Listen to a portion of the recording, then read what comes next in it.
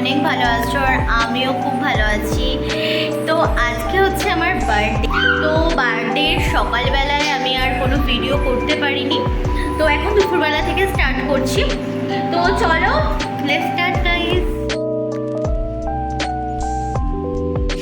প্রতি বছর যেমন বাড়িতে আমার মা যেটুখানি সামর্থ্য থাকতো জোগাড় করতো, এখানে সেই দায়িত্বটা নিয়েছে আমার শ্বশুর মশাই কাম বাবা। তো বাবাই সমস্ত জিনিসপত্র দুদিন আগে থেকে জোগাড় করতে শুরু করে দিয়েছিল টুকটুক করে, যেহেতু সে একা হাতেই করে। আর আজকে আমার বর গিয়ে এই মাছ মাংস এই কাঁচা বাজারটা করে এনেছে, যেহেতু শুক্রবার ওর ছুটিও থাকতো। এখানে মিষ্টি ফিষ্টি সব কিন্তু আমার শ্বশুর মশাই জোগাড় করে এনেছে। আর আমার মা দায়িত্ব সহকারে যত্ন সহকারে এই 25টা বছর ধরে যেমন আমার জন্য রান্না করছে, তেমনি আজকেও রান্না করেছে এত কিছু।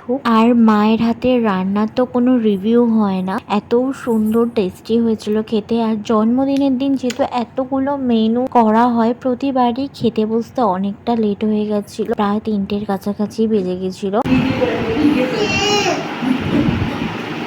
কোনটা খাবে বাবা? কি হচ্ছে এটা? কোনটা কোনটা? এটা তখন আমার পর মটন কষাচ্ছে। তো আজকে মাটনটা ভীষণই স্পেশালভাবে করা হয়েছিল, হান্ডি মাটন করা হয়েছিল, টির হাঁড়িতে করিনি, এমনি অ্যালুমিনিয়ামের হাঁড়িতেই করা হয়েছিল, কিন্তু খেতে দুর্দান্ত হয়েছিল। আর এখানে এত কিছু সাজিয়ে দেওয়া হয়েছে, তার মধ্যে মা আর আমি ভাগযোগে করেই খেয়েছি, কারণ এত কিছু আমি একসাথে খেতে পারবো না, এত বেলা হয়ে গেছে যেহেতু। তো মাটনটার কালারটা তোমাদের দেখালাম, কতটা সুন্দর এসেছিল, তোমরাও আইডিয়া করতে পারছো। আমাদের দুপুরের খাওয়া দাওয়ার পার্ট মোটামুটি 4টে 4:30টার মধ্যে শেষ হয়ে, তারপরে বাইরেটা দেখি এরকম কালো মেঘ হয়ে রয়েছে। আমার জন্মদিন আর মেঘ বা বৃষ্টি হবে এমন তো না, তো বৃষ্টিও প্রচন্ড জোর এসেছিল আর মেঘ ডাকছিল। তার মধ্যে আমি রেডি হয়ে নিয়েছি। আর প্রতি বছরই এই 9টা বছর আমাদের যতদিন বিয়ে হয়েছে তার আগের থেকে, আমার আর ওর যতদিন রিলেশন ততদিনে প্রতিবারই বৃষ্টি হতো। আর ও কেকটা আনবে ঠিক ভিজে ভিজে, ও আগে থেকেও এনে রাখবেন। তো যাই হোক, এবার হচ্ছে কেক কাটিং এর পালা, চলো দেখতে থাকো। আর আজকের লুকটা মানে বার্থডে লুকটা তোমাদের কেমন লেগেছিল একটা অবশ্যই কমেন্ট করে জানি। আর বার্থডে গ্রুম ভিডিও খুব তাড়াতাড়ি আসছে, সেটা শর্টে আমি দেবো, তো প্লিজ তোমরা ওই ভিডিওটাও দেখে নিও। কেক কাটিং এর সময় যেহেতু ব্যাকগ্রাউন্ডে গান চলছিল, ওই জন্য মেইন অডিওটা আমি এখানে দিতে পারছি না। ভীষণ মজা ছিল, সবাই এসেছিল, বৌদি, বোন আর বিল্টো আর আমার শ্বশুর বাড়ির সবাই এখানে ছিল, ভীষণ মজা হলো। আর আমার ছেলে তো দুলেই যাচ্ছে। আর ঠাকুমা তো ওপরে নিয়ে আসা হয়েছিল, ঠাকুমা তো ওপরে আসতে চায় না, যেহেতু ঠাকুমা এখন আর অতটা সিঁড়ি ভাঙতে পারে না। আর এখানে এসে ভীষণ ঠাকুমা কি বলবো, ভীষণ আনন্দও পেয়েছে আর কেঁদেও ফেলেছে।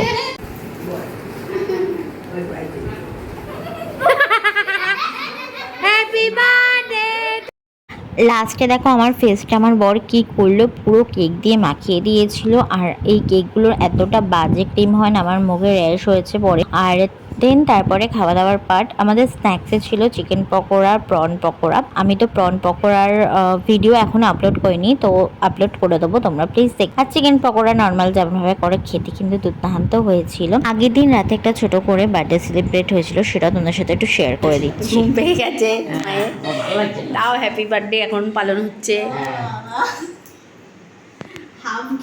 আমি জানি না কেক কাটবে, বলছে মা উপরে। আর 2 মিনিট বাকি মনে না। Birthday to you, happy birthday to you, happy birthday dear Ankita, happy birthday to you. বার্থডের এটা ছিল স্টার্টিং, তো এটা এন্ডিং এ দিলাম। তো বার্থডে স্টার্ট থেকে এন্ড অব্দি পুরোটা তোমাদের সাথে শেয়ার করলাম। তোমাদের কেমন লাগলো অবশ্যই জানিও, ভালো লাগে এটা লাইক কমেন্ট শেয়ার, চ্যানেলটাকে সাবস্ক্রাইব করে দিও। টাটা, দেখা পাই নেক্সট ভিডিওতে।